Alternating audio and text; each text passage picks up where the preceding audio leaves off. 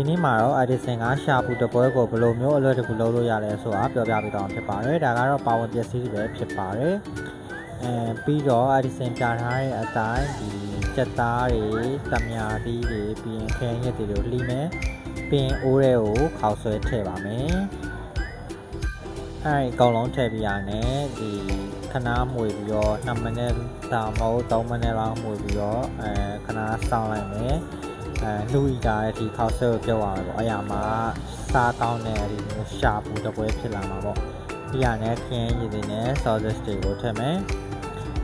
ပြီးရင်ဆက်ပြီးတော့ဒီစင်တို့10မိနစ်လောက်ပွက်လာတဲ့အထိချက်ပြုတ်ပါမယ်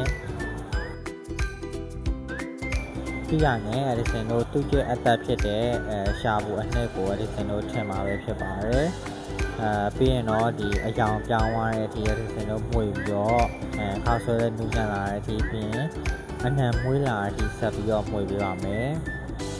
ပြီးတော့နောက်ဆုံးမှာတော့ဒီစင်တို့ကြက်သားရဲ့တမယာသီးပေါ့တမယာသီးကတော့အချင်းကြရင်တမယာသီးထည့်ပေါ့ကြရင်တော့မထည့်နဲ့ပေါ့တမယာသီးနည်းနည်းထည့်ပြီးတော့ဒီစင်တို့မှွေပြီးတော့ခဏထားရမယ်ကြက်ဝါလည်းဒီစင်တို့ကြရင်တော့ထည့်ပေါ့နောက်ဆုံးမှာတော့အစင်နဲ့